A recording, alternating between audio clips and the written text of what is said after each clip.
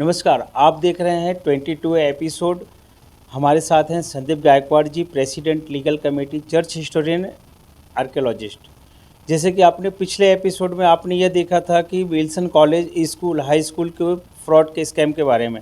वहीं पे आज हम जानेंगे कि जो इंडियन कैनेडियन चर्च है, मिशनरी है, इसके कितने ब्रांचेस है, इन सब चीज़ों के बारे में हम जानेंगे। और भी हम नासिक से रिलेटेड जो है चर्चों के स्कैम के बारे में इस एपिसोड में हम खुलासा करेंगे। सर, सबसे पहले चैनल में आपका स्वागत है।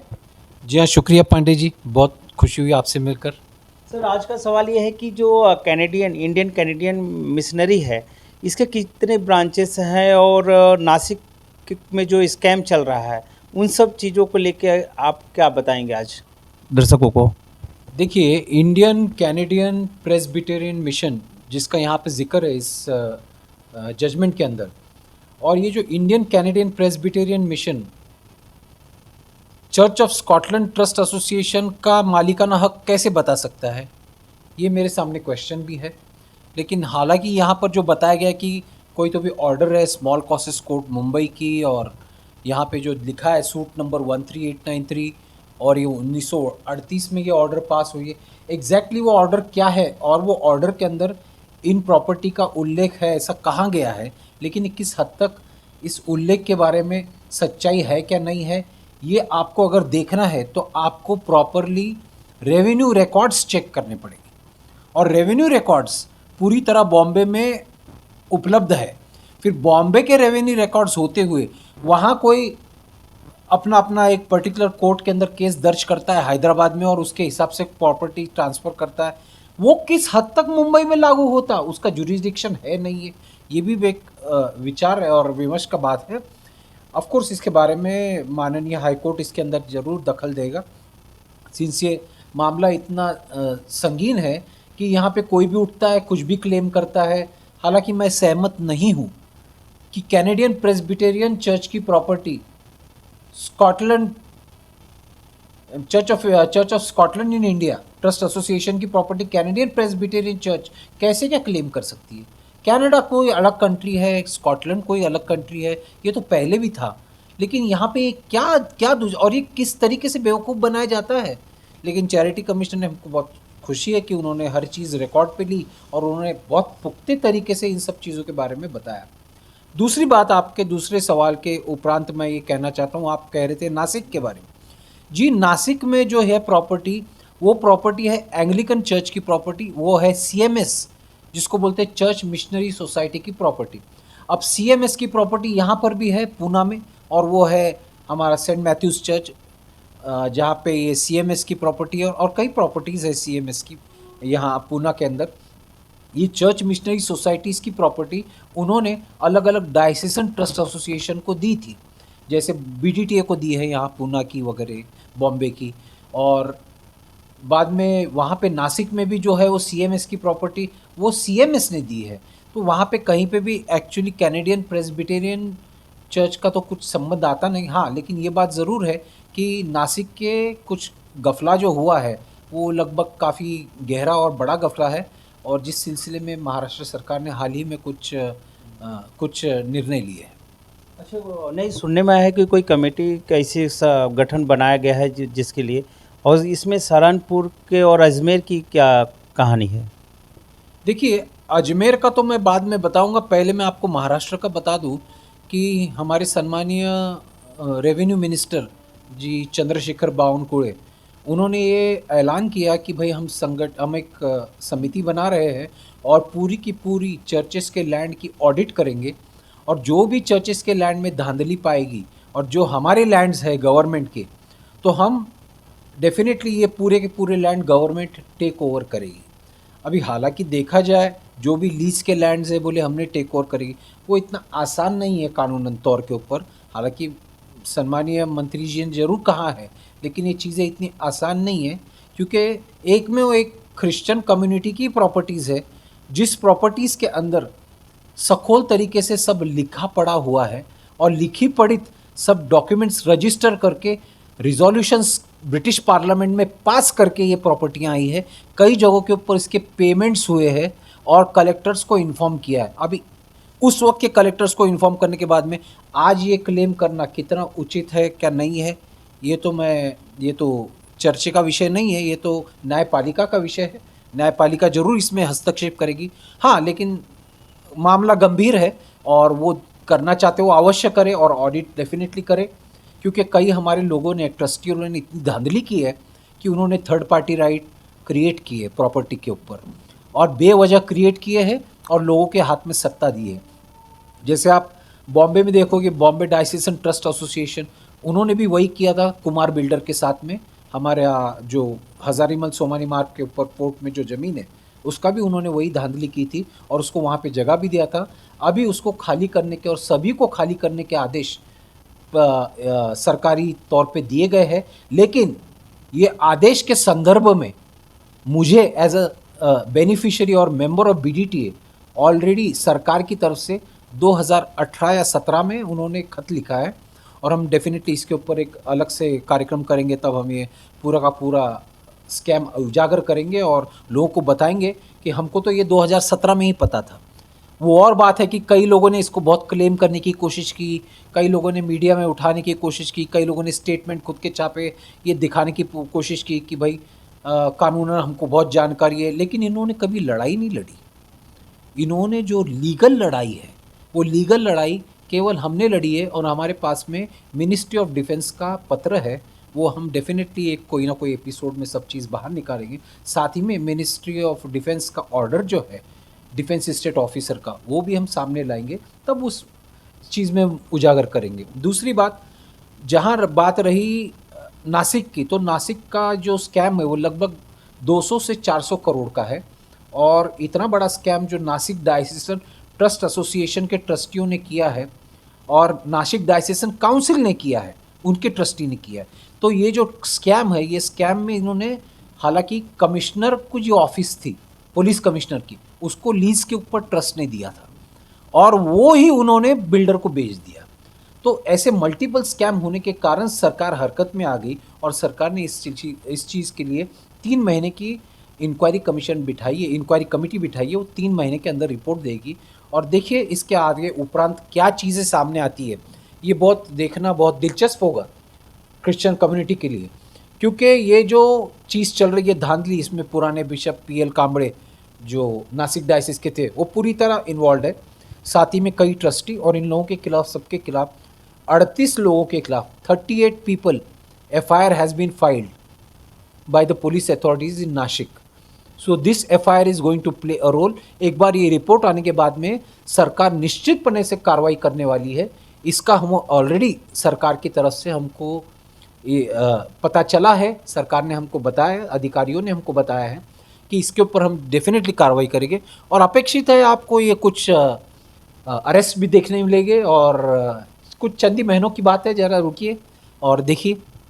कहीं न कहीं ये देखा जा रहा है कि चर्च की ज़मीन को जो है क्रिश्चियन लोग ही, उनके ही समुदाय के लोग ही कहीं न कहीं खाने का प्रयास कर रहे हैं, हड़पने का प्रयास कर रहे हैं और सरकार वहीं पे इंक्वायरी बैठाने की बात कर रही है, जिससे आपने ऑब्जेक्शन भी लिया कि सरकार अपने तावे में कैसे ले सकती है, जब ये लैंड जो है पहले ही जो है यह कंफर्म हो गया है CNI UCNI-TA की ये लैंड है, मतलब उनकी जवाबदारी है ऐसा कुछ, तो फिर सरकार के अंदर में नहीं जा सकता।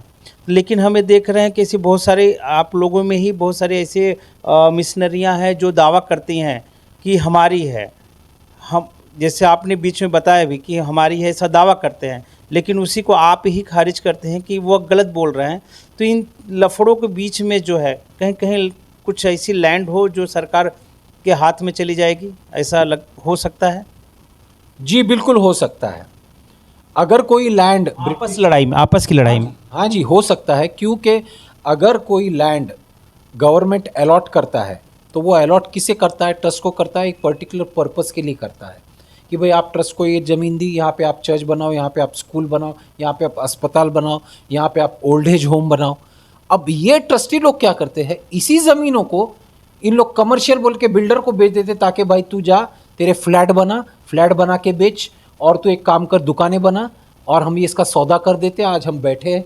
ये जो धांधली चल रही है ना, कम से कम ये धांधली एक बार once and for all Maharashtra में रुक जाएगी। और मेरी बात मानिए, महाराष्ट्र के बाद में इतर राज्यों के अंदर भी ये चीज़ें चल रही है और कुछ ही चंद दिनों के अंदर, और मैं ये चीज़ रूल आउट नहीं करता हूँ, 2029 जनरल इलेक्शन में ये बहुत बड़ा मुद्दा हो सकता है जिसमें क्रिश्चियनों को टारगेट किया जा सकता है कि आप लोगों ने तो इतनी धांधली की, ऐसा चुनावी मुद्दा हो सकता है। और वर्तमान सरकार डेफिनेटली इस सब चीज़ों के दस्तावेज और तथ्य सामने रखेगी और हो सकता है ये मुद्दा हो, ऐसी मेरी आशंका है। मैं ये श्योरिटी नहीं कहता हूँ। हाँ, लेकिन एक बात ज़रूर है कि जो डॉक्यूमेंट्स है रेवेन्यू डिपार्टमेंट के, वो क्या कहते हैं ये ज़्यादा इम्पॉर्टेंट है। और हाल ही में हमको छत्तीसगढ़ में देखने मिला कि रेवेन्यू डॉक्यूमेंट्स गायब हो रहे हैं। तो अगर ये सरकार के यहाँ से डॉक्यूमेंट्स गायब हो रहे हैं तो कृपया इसके ऊपर हम ऑलरेडी कह रहे हैं कि एज अ क्रिश्चियन कम्युनिटी हमारे डॉक्यूमेंट्स हमको कहाँ से खोज के निकालने के हमें पता है एज एन आर्कियोलॉजिस्ट। और हम ये डॉक्यूमेंट अगर कहीं पे गायब भी हो गए हैं तो भी हम इसको रिकंस्ट्रक्ट नहीं कराएंगे। हम ओरिजिनल डॉक्यूमेंट्स डेफिनेटली कहाँ से ढूंढना है ये हमको डेफिनेटली पता है। और हमको तो आर्कियोलॉजी में तो हमारा एक काम है, ये हमको डॉक्यूमेंट्स के साथ हम हमेशा खेलते हैं, तो हमें डेफिनेटली पता है और हमको इसकी चिंता नहीं है। लेकिन हाँ, हम चाहते हैं कि सरकार इसके ऊपर क्या निर्णय ले, फिर उसके बाद में हम क्या है वो देखेंगे। बहरहाल हम डेफिनेटली आगे की चीज़ को ज़रा यहाँ देखेंगे, जो जजमेंट है अपना ये विल्सन हाई स्कूल का, ये प्लीज़ ज़रा यहाँ पे सर थोड़ी सी फटाफट थोड़ा सा जस्ट इसे रिमाइंड कर दीजिएगा कि अभी हम काफ़ी दिनों बाद हम वीडियो बना रहे हैं, तो इस बीच में थोड़ी सी हेडलाइन जैसा आप थोड़ा सा अपडेट कर दिए, क्या क्या हुआ अभी चर्चों को लेके। जैसा कि मैंने कहा आपको कि ऑलरेडी एक इंक्वायरी बैठी है, ये एक बात। दूसरी बात, डिफेंस मिनिस्ट्री जिसको हम बोलते हैं रक्षा मंत्रालय, वो भी हरकत में आई है क्योंकि कई ज़मीनें, कई चर्चेस रक्षा ज़मीन के ऊपर है, कई चर्चेस रेलवे की ज़मीन के ऊपर है, भारतीय रेल के। तो ये लोग हरकत में आ गए हैं और ये देख रहे हैं कि कहाँ दुरुपयोग हो गया है। खैर, रेलवे की ज़मीन कोई बिक्री हुई नहीं आज तक, तो इसके लिए हम निश्चिंत हैं। हाँ, डिफेंस की ज़मीन के बारे में डेफिनेटली व्यवहार हुए हैं और ये व्यवहार करने वाले कई ट्रस्ट एसोसिएशंस है इंडिया में। यहाँ तक कि church of south India trust association CITA ने भी किया है और अलग डायसिसन ट्रस्ट एसोसिएशन ने भी किया है। और ये सब धांधली बाहर आने ही वाली है और ये बहुत बुरी तरह आएगी और हो सकता है कि इसके ऊपर काफ़ी गहराई से हर राजनीतिक पार्टी उतरे। ये तो हम भी चाहते कि उतरे और इसका एक हल निकाले, क्योंकि ये हल एक ही चीज़ में निकल सकता है और वो एक ही चीज़ है, अगर सरकार, केंद्र सरकार को हकीकत में अगर हितों के लिए काम करना है क्रिश्चियनों के लिए, तो केवल एक रिसोल्यूशन पास करे, कोई भी ट्रस्ट की ज़मीन जो ट्रस्ट के कामों के लिए है उसी के लिए इस्तेमाल हो, इसको बेचने का कोई अधिकार नहीं है। ऐसा एक कानून पारित करके सभी कानूनों के ऊपर इसको अगर पार्लियामेंट में भारत के पारित हो जाए तो मेरे ख्याल से कोई प्रॉब्लम ही नहीं है और सब कुछ ठीक ठाक हो जाएगा। और जो भी डेवलपमेंट करना है वो डेवलपमेंट की बात होगी, ना कि ये जो बिक्री और ये रीडेवलपमेंट के नाम के ऊपर प्रॉपर्टी गंवाने की बात। तो सर बाकी मुद्दे पे हम नज़र डालते हैं।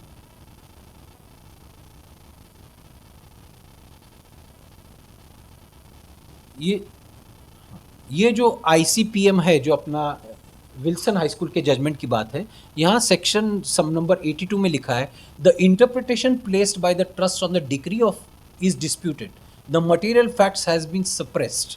मतलब कोई चीज़ें छुपाई गई चैरिटी कमिश्नर से। The trust is appointed only as administrator of the immovable property while ownership is asserted to remain with ICPM। अभी यहाँ पे ओनरशिप का झगड़ा अलग है। और मैंने पहले भी आपको कहा था कि UCNITA ने कौन सी प्रॉपर्टी खरीदी नहीं की है, उनके पास में कोई दस्तावेज नहीं है कि उन्होंने प्रॉपर्टी खरीदी की। अब ये प्रॉपर्टी जब church of Scotland trust association के अंडर थी तो इन्होंने उनको दी है। अब इन्होंने दी है, इसका ये मतलब थोड़ी है कि वो बोलेगी कि हमारे रिसोल्यूशन के हिसाब से हम यार जो चीज़ हमको संभालने के लिए दी है हम उसी को बेच देते हैं। आप एक साफ चीज़ याद रखिए, जितने भी क्रिश्चियन ट्रस्ट है और ट्रस्टीज़ है, इनको कस्टोडियन ट्रस्टीज़ बोल के प्रॉपर्टी दी है, इनको ओनर बोल के नहीं दी है। इन्होंने क्या किया, हमारे खुद के जो MOA और AOA है, जिसको हम बोलते हैं memorandum of association, articles of association, इसमें इन्होंने क्या लिखा है कि हम प्रॉपर्टी बेच सकते हैं। और ये वही बोल के इन लोग कोर्टों को गुमराह करने की कोशिश करते हैं। लेकिन हमको बड़ी खुशी है कि ये हमारी न्यायपालिका सशक्त है और काफ़ी अच्छे से इन सब चीज़ों को देख रही है, इसीलिए आज तक ये कामयाब नहीं हुए। हाँ, लेकिन हाल ही में पटना बिहार में भी यही हाल हुआ है और कई गिरफ्तारियां हुई थी। तो 2-3 साल पहले तो कोर्ट ने साफ साफ कहा है कि ये डिफेंस की प्रॉपर्टी है, तुमको तो कोई अधिकार ही नहीं है इसका व्यवहार और व्यापार करने का, तो तुमने कैसे व्यापार किया। हम ये भी एक बिहार के अंदर का भी वो जजमेंट आगे चल के पीजीए न्यूज़ के ऊपर आपके सामने ले आएंगे कि वो बहुत ऐतिहासिक जजमेंट है। हालांकि वो बेल एप्लीकेशन का जजमेंट है, वो बहुत इंपॉर्टेंट रोल पड़ेगा। और कई अदर जजमेंट्स है जो आए हैं रिलेटेड टू यूसीएनआईटीए के भी, कि यूसीएनआईटीए क्या है उसकी भी एक जजमेंट आ चुकी है। और वो भी हम एक नहीं दो जजमेंट है वो क्लियर करेंगे। कुछ गुजरात की जजमेंट्स है, कुछ आंध्र प्रदेश की है, कुछ महाराष्ट्र की है। तो ऐसे कई चीज़ें हैं। जैसा ये महाशय कहते हैं आईसीपीएम, इसको हम पूरी तरह खारिज करते हैं और खारिज करके हम यहाँ पे आपको निश्चित करते हैं कि हाँ हमारे पास में है, हमको निश्चिंत है। लेकिन अफसोस एक ही चीज़ का है, ये सब ट्रस्टी मुझसे डरते हैं, ये कभी मुझसे कांटेक्ट नहीं करते, क्योंकि बोले हम तो बिक्री करने वाले, इसके पास जाओगे तो ये तो हमको भगा देगा। निश्चित मैं भगा दूंगा, क्योंकि व्यापार करने वालों को मैं खड़ा नहीं करता हूँ और मैं दिखावे की लड़ाई नहीं लड़ता हूँ। हमारे में कुछ वकील लोग हैं, कुछ लोग ऐसे हैं जो दिखाते हैं, फेसबुक के ऊपर आते हैं, पोस्ट करते हैं, व्हाट्सएप के ऊपर मैसेजेस भेजते हैं और दिखाते देखो हम ऐसा ऐसा हो गया, हमने ये लड़ाई लड़ी, हमने ये प्रॉपर्टी बचाई। लेकिन प्रॉपर्टी बचाने का पुख्ता कोई भी सबूत वो सामने लोगों के देते नहीं हैं। हालांकि हमारे पास में जो रिकॉर्ड है हम तो सामने तुम्हारे लाने के लिए तैयार हैं। और जो रिकॉर्ड हमारे पास में पुलिस इन्वेस्टिगेशंस के है वो पूरे भारत में किसी के पास भी नहीं है। हालांकि हमको पता है, क्योंकि मैं विटनेस हूँ, चाहे वो ईडी का हो, चाहे वो गवर्नमेंट के पुलिस का हो, चाहे वो गवर्नमेंट रेवेन्यू का हो, चाहे वो सीबीआई का हो, हमारे पास में सभी रिकॉर्ड है। और ये जो डीआरआई है उन्होंने भी ये हमारा रिकॉर्ड लिया है और हमने हर चीज़ तैयार रखी है। क्यों? क्योंकि बहुत ज़रूरी है ये पूरा रिकॉर्ड होने के लिए, क्योंकि इसके द्वारा पूरी कम्युनिटी की ज़मीनें बच सकती है। तो हम डेफिनेटली इसमें पूरी कोशिश करें।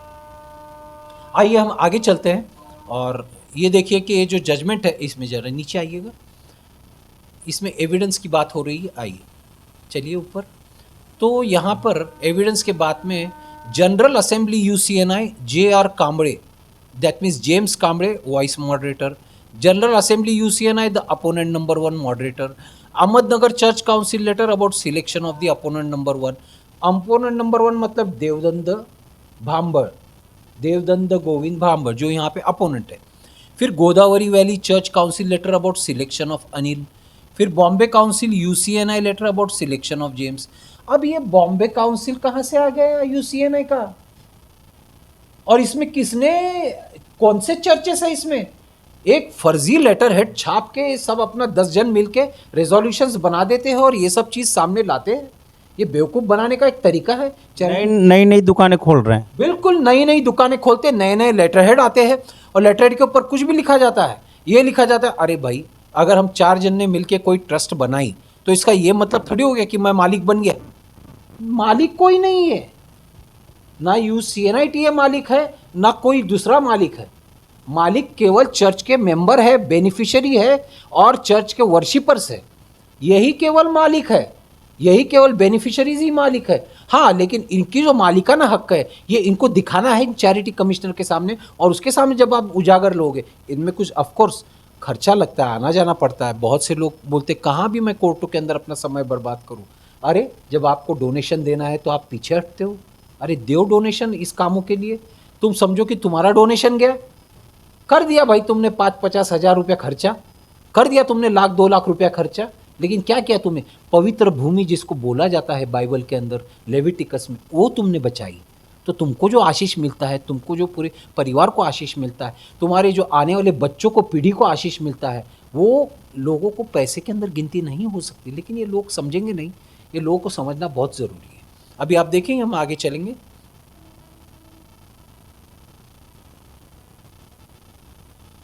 जाइए। हाँ, यहाँ पर देखिए, अभी rules and regulation of John Wilson education society, John Wilson MOA, ये MOA भी है 2017 में किया हुआ। John Wilson education society constitution membership, फिर charity officer letter return to deputy director high. अभी ये चैरिटी ऑफिस का लेटर जो डेप्यूटी डायरेक्टर हायर एजुकेशन को लिखा है, इसमें उसने कुछ लिखा है रिलेटेड टू स्कूल और रिलेटेड टू एजुकेशन, इसका ये मतलब हो गया कि तुमने हमको मान्यता दी? ऐसा बिल्कुल नहीं है। लेकिन ये ऐसा दिखाया जाता है, काफ़ी गट्ठे तैयार किए जाते हैं, और जितना बड़ा गट्ठा उतना ज़्यादा कन्फ्यूजन होगा, ऐसी इनकी धारणा रहती है। अब चलिए हम आगे देखते हैं। जी हाँ, ऊपर जाइए, जाइए और ऊपर जाइए। यहाँ आर्ग्यूमेंट के बाद में पॉइंट्स एंड फाइंडिंग्स, ये बहुत इंपॉर्टेंट रोल है। यहाँ क्या क्या चीज़ें चैरिटी कमिश्नर के निदर्शन में आई और उन्होंने इसको उतारा ऑर्डर में, ये सबसे अहम भूमिका है, और आप लोगों के पास ये जानकारी रहना बहुत ज़रूरी है। इसके लिए इसको ध्यान से और गौर से सुनिए। पॉइंट्स एंड फाइंडिंग्स, ये चैरिटी कमिश्नर के फाइंडिंग्स है। देखिए, upon hearing the following points arise for my consideration, I record my findings thereon as under for the reasons to follow. Whether the applicant, मतलब VJ Sirvaiya, proves that it is lawfully entitled to invoke the provisions of section 36 of the trust। तो finding क्या हुई charity commissioner ने? No. इसका मतलब ऐसा कुछ भी प्रूव नहीं होता है कि ये विजय सिरवैया हकीकत में सच्चाई है, ये आदमी धांधला है, यहाँ कहीं पे भी प्रूव नहीं होता। यहाँ ये आदमी धांधला है लेकिन ये आदमी में सच्चाई है, इसके एप्लीकेशन में ये प्रूव नहीं होता। आगे, under section 36 of the act for alienation by way of redevelopment of the immovable property as alleged। अब ये रीडेवलपमेंट करने के अधिकार इसको है? तो उन्होंने कहा नहीं। कस्टोडियन ट्रस्टी, देखिए आप, ये शब्द आया, ये शब्द लोग भूल जाते। Custodian trustee, namely the trust that is UCNIT, is entitled to independently evoke the provisions of the trust act for seeking permission to alienate the immovable property by way of redevelopment as alleged। Finding क्या है charity commissioner के? No. फिर देखिए number 3, जो tenant है, वो tenant और जो भी इंक्रोचर है, इनको ये बताते हैं इंक्रोचर है, वो encroacher in possession of the immovable property are necessary parties to the present application. Yes, इन्होंने कहा कि वो yes. If yes then what to affect as per final order. तो ये एज पर फाइनल ऑर्डर है। अभी आप देखेंगे ऊपर, whether the application proves that there exists a genuine compelling necessity, no। आगे चलिए, 5वां, applicant proves that the proposed alienation of redevelopment is the interest, benefit and protection of the trust and its beneficiaries। तो उन्होंने क्या कहा? No. जहां no आता है, कोई ट्रस्ट का फायदा नहीं, कोई बेनिफिशियरी का फायदा नहीं, इससे फायदा होने वाला नहीं है ट्रस्ट को भी, ये उन्होंने नो बताया। आगे चलिए, ट्रांसपेरेंट है, इज फेयर ट्रांसपेरेंट, इसका मतलब पारदर्शिता है क्या? नहीं है। चैरिटी कमिश्नर बोलता है कोई पारदर्शिता नहीं है, नो। देखिए, अभी ये जो ऑफरर है, जिसने कि ये ऑफ़र किया और जिन्होंने 35 करोड़ रुपए का ऑफ़र दिया पैसे का, और मैं 3 बिल्डिंग बांधूंगा और 43 किलो क्या 43,000 43,000 स्क्वायर फीट को आपको स्कूल की बिल्डिंग बांध के दूंगा। अभी इसमें मार्केट वैल्यू फेयर है क्या? नहीं। हाँ, protection of the trust, whether such negative, मतलब ये अगर मार्केट वैल्यू असर्टन किया था क्या? नहीं। तो नहीं, बिल्कुल नहीं किया था, इसके लिए उन्होंने नो लिखा। आगे चलिए, मार्केट की कीमत कई गुना ज़्यादा, इन लोग मार्केट की कीमत कम बता, 125 करोड़ कुछ बताए थे ना इन्होंने। ये लोग 100 वो केवल 3 बिल्डिंग का बता रहे, लेकिन वो जो प्लेग्राउंड है उसका कोई भी जिक्र नहीं है। वो प्लेग्राउंड का कितनी ज़मीन है और वो टोटल ज़मीन के अंदर कितनी बनती है और ये कितना बड़ा प्लेग्राउंड है और प्लेग्राउंड बचेगा या कितना प्लेग्राउंड वो बिल्डर को दिया जाएगा, ये सब चीज़ छुपाया गया था चैरिटी कमिश्नर से। लेकिन चैरिटी कमिश्नर बहुत अच्छे से उन्होंने हर चीज़ को स्टडी किया और उन्होंने ये इसका भी उन्होंने ऑर्डर दिया कि अफेक्ट्स द इंटरेस्ट, इसमें इंटरेस्ट अफेक्ट होता है बेनिफिट ट्रस्ट का एंड बेनिफिशियरीज का, इसमें यस कहा है। अब आगे चलिए,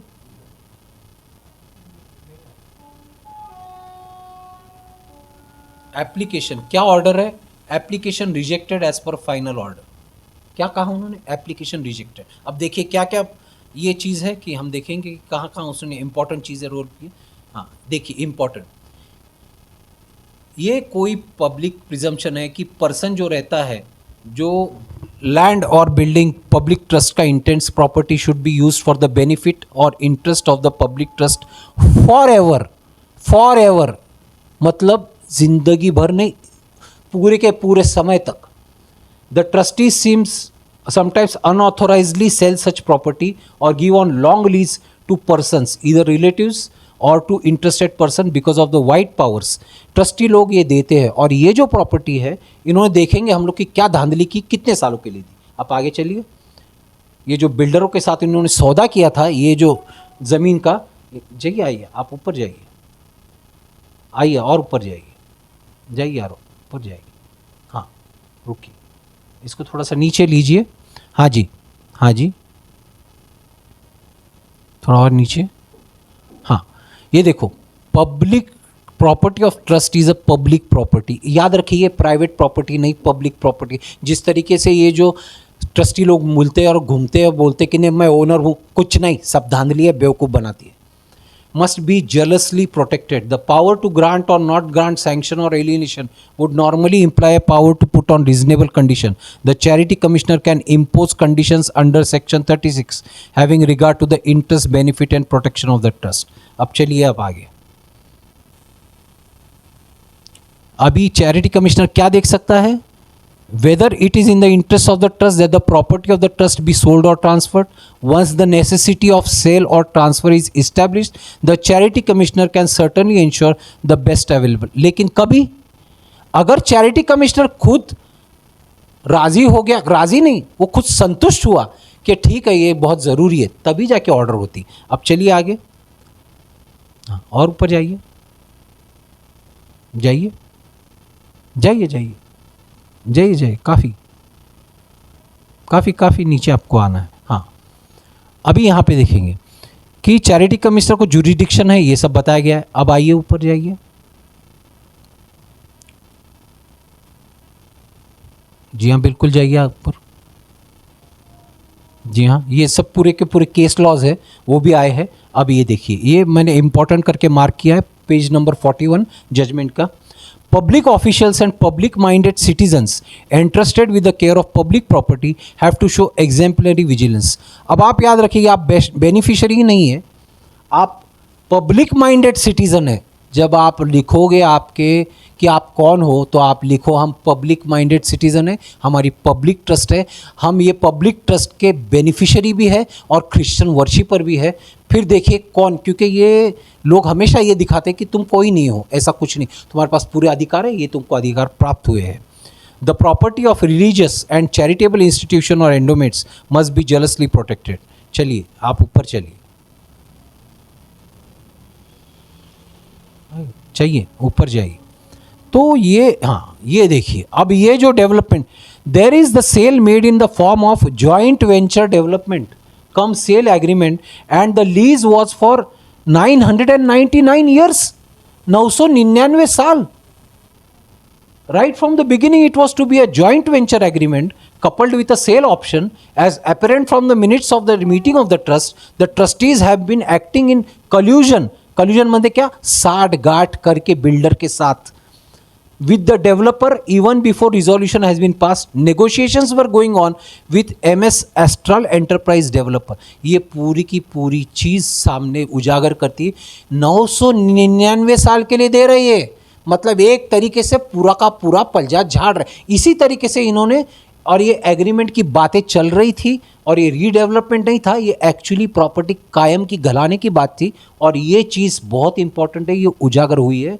और आप देखिए आगे चल, 1000 वर्ष के लिए आज तक इतिहास में किसी ने नहीं दिया होगा। ये पहली बार मैं खुद देख रहा हूँ। ये 1000 साल के लिए ही जो एग्रीमेंट किया जा रहा है, मतलब वो पूरा दे नहीं सकते, तो एग्रीमेंट का एक बहाना कर रहे हैं। लेकिन आप समझ लो 999 साल ब्रिटिश के ज़माने में दिया करते थे। हमारे कई प्रॉपर्टीज़ है पूरे भारतवर्ष में क्रिश्चियन कम्युनिटी के, हमारी है, रोमन कैथलिक चर्चेस की है, हमारे डिफरेंट मिशंस की है, जो 999 साल की है।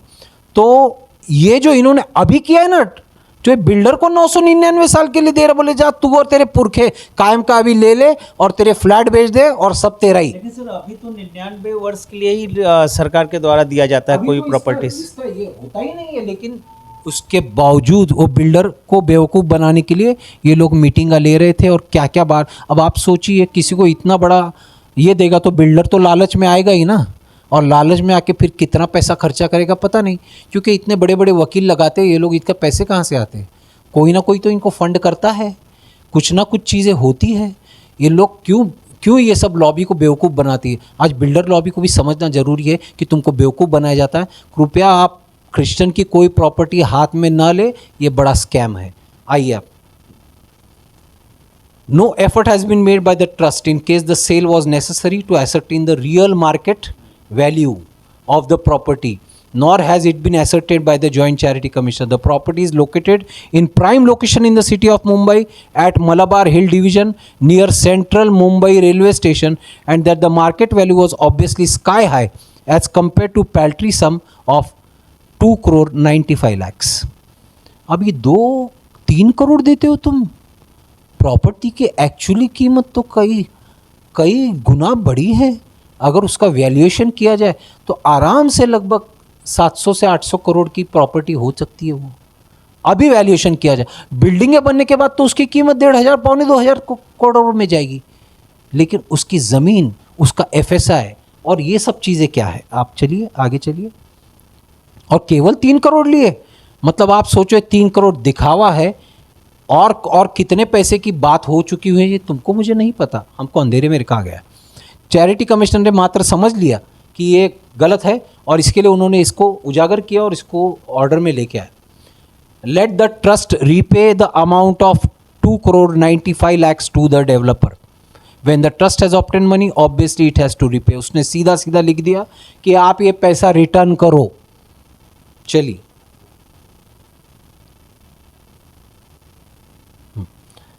अभी ये जो यूनिफिकेशन है, सोसाइटी रजिस्ट्रेशन एक्ट है, ये ऑलरेडी सुप्रीम कोर्ट के डिसीजंस में है, तो इसके बारे में और ज़्यादा नहीं बोलूँगा। हालांकि कैसा कैसा ट्रस्ट है, क्या है वगैरह, ये ऑलरेडी हो चुका है। आइए आगे चलिए कि प्रॉपर्टी के ये ओनर नहीं है और कैसे है, और चैरिटी कमिश्नर के क्या पावर्स है वो भी आया है सामने, और चैरिटी कमिश्नर के उपरांत हाई कोर्ट के पावर्स है। आइए चलिए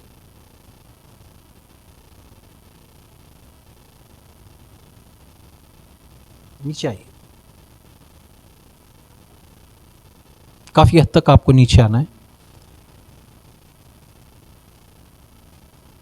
तो ये इस तरीके से ये जो बनाया जाता है, ये काफ़ी मतलब एक इतने बड़े षड्यंत्र के ज़रिए ये काम किया जाता है।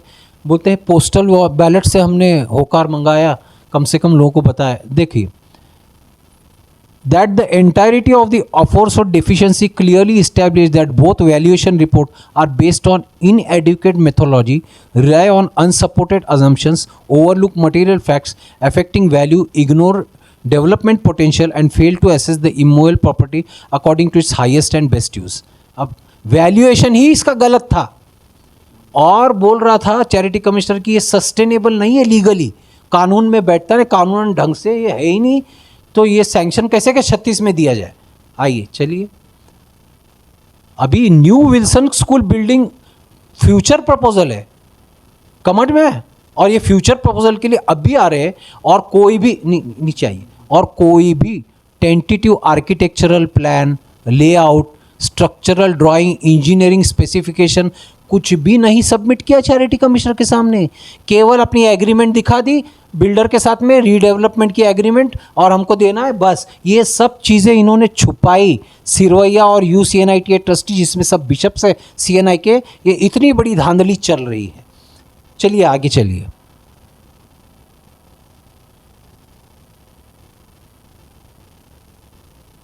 देखिए अभी थोड़ा ऊपर लीजिए, नहीं नीचे आइए। That the absence of any concrete development plan also prevents the authority from examining whether the redevelopment optimally utilizes the substantial commercial and redevelopment potential. Potential मतलब क्या भाई, इसका क्या मूल्य हो सकता है आज के बाज़ार में, आज के बाज़ार भाव के हिसाब से इसका मूल्यांकन बिल्कुल नहीं हुआ है, और इसको मैक्सिमाइज पोटेंशियल नहीं है। चलिए आप देखिए, और ये जो है पूरा का पूरा स्पेकुलेटिव मतलब क्या, मन घड़त कहानियाँ बोल के और कुछ कुछ लिख के, और छोटा अंडर वैल्यूएशन जिसको बोलते प्रॉपर्टी का, इसमें हमारे ट्रस्टी माहिर है, बड़े मुफ्त में बड़े बेहतरीन तरीके से अंडर वैल्यू करते हैं। आइए, और ये इनको जो मिला है दायित्व, ये पुराने जो हमें भ्रष्ट लोग थे उनकी लोगों से मिला है। अभी आप देखिए जो ये है 35 करोड़ मिलने वाले हैं। चलिए, और ये 43,000 स्क्वायर फीट बांध के मिलेंगे। अभी देखिए आगे चलिए। और ये एक alleged valuation of 125 crore being based solely on the applicant assertion, लेकिन इसमें कोई भी रिलायबल बेसिस नहीं है। तो इसीलिए इसको पूरा पूरा खारिज कर दिया कि ये कुछ भी रिलायबल नहीं है। और ये जो वैल्यूबल डेवलपमेंट राइट्स है प्राइवेट डेवलपर को, कैसे क्या कोई ट्रस्ट दे रहा है, इसका विल्सन स्कूल को कोई मटेरियल शोल नहीं है। Viable alternative include phased redevelopment, self development. ये सेल्फ डेवलपमेंट हम यही बोल रहे हैं, क्रिश्चियन कम्युनिटी सेल्फ डेवलपमेंट हम कर सकते हैं, हमारे पास पैसा है, फिर ये लोग क्यों सेल्फ डेवलपमेंट करने के। लेकिन आज ये ऑर्डर में साफ आया, इंस्टीट्यूशनल फंडिंग और मोर कॉम्पिटिटिव रीडेवलपमेंट प्रोसेस वर ड्यूली एक्सप्लोर्ड बिफोर रिसोर्टिंग। ऐसा कहीं पे कुछ भी फेल किया है इस्टेब्लिश करने, मतलब ट्रस्टी ने कैसे ये सब चीज़ें फेल कर दी।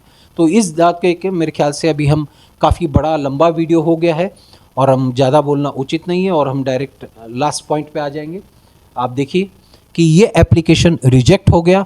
इसके उपरांत ये याद रखिए कि अभी बहुत सी चीज़ें और ओपन हो चुकी है, उजागर हो चुकी है, और हम आपको ये बता दे रहे हैं कि ये ऑर्डर 9 तारीख को, मतलब 9 जुलाई 2026 को ये ऑर्डर हुई। और ये ऑर्डर ऑफ कोर्स टाइप होके कॉपी आते आते 1-1.5 हफ्ता लग गया, और ये ऑर्डर हालांकि मेरे पास में 3-4 दिन पहले ही आ गई। और मैं शुक्रगुजार हूँ अपने लोगों का, हमारे क्रिश्चियन कम्युनिटी का, जो ऐसे तुरंत ऑर्डर मुझे भेजते हैं, जो दक्षता रखते हैं कि क्या चीज़ चल रही है और तुरंत भेजते हैं। इसके लिए मैं आपका बहुत बहुत आभारी हूँ। क्रिश्चियन कम्युनिटी से मेरी विनती है कि आप सतर्क रहिए, जागरूक रहिए। जी पांडे जी। जैसे कि आपने देखा कि किस हिसाब से जो है इस समय स्कैम चल रहे हैं, सारी चीज़ें जब खुद की मालिकाना हक ना होते हुए भी जब उनको सिर्फ देख रेख के लिए जो चीज़ें दी जाती है उसको भी बेचने का प्रयास आज पहली बार नहीं, हमेशा कंटिन्यू चलते आ रहा है। लेकिन यहीं पे जो है कहीं सूझबूझ, अधिकारी की सूझबूझ से जो है, उसके जानकारी की वजह से जो है कहीं विल्सन हाई स्कूल को जो है बचाया जा सका है। अगर वह ऑफिसर्स या फिर वह जो है कलेक्टर, सर वो ऑफिसर्स के नाम क्या हैं आपको पता है, जो सीनियर है? नाम तो नहीं पता, लेकिन उसके अंदर जो 3 इम्पोर्टेंट ऑफिसर हर डिस्ट्रिक्ट पे उन्होंने रखे हैं स्टेट गवर्नमेंट में, और वो है, एक तो पुलिस अधीक्षक रहेगा, बाद में एक रेवेन्यू डिपार्टमेंट का व्यक्ति रहेगा, हो सकता है तहसीलदार हो या कोई हो, लेकिन रेवेन्यू गवर्नमेंट का एक व्यक्ति रहेगा, और उसके बाद में रेवेन्यू डिपार्टमेंट का, और उसके बाद में जहाँ जहाँ शहर है वहाँ पे म्यूनसिपल कॉरपोरेशन का रहेगा, और जहाँ पे म्यूनसिपल काउंसिल है वहाँ म्यूनसिपल काउंसिल का रहेगा, जहाँ पे अगर कोई और दूसरा है ग्राम पंचायत है तो उनके लोग प्रतिनिधि रहेंगे। तो लेकिन ये हालांकि 3 महीने में इन्होंने बोला है रिपोर्ट देने के लिए, ये तो मुश्किल दिखता है। हाँ, लेकिन नासिक डायसीजन ट्रस्ट एसोसिएशन का रिपोर्ट 100% उनको मिल जाएगा और कार्रवाई शुरू हो जाएगी। बाकी सब रिपोर्ट्स अपेक्षित है कि 1 साल के अंदर आ जानी चाहिए। इन्हीं सब स्कैमों को देखते हुए जो है महाराष्ट्र सरकार ने जो है एक समिति ये गठन किया हुआ है, और देखते हैं कि क्रिश्चियन समुदाय जो है उस कमेटी के संगठन में जो है इंक्वायरी में कितने चर्च जो है आते हैं उस दायरे में, क्या ये अपनी प्रॉपर्टियों को बचा पाते हैं या नहीं बचा पाते हैं, देखने की विषय है। लेकिन वहीं पे जो है संदीप गायकवाड़ जी ने बताया है कि हमारे जो भी चर्चों की ज़मीन है वह हमारे समुदाय की है, हमारे लोगों की है, सेनाई की है, और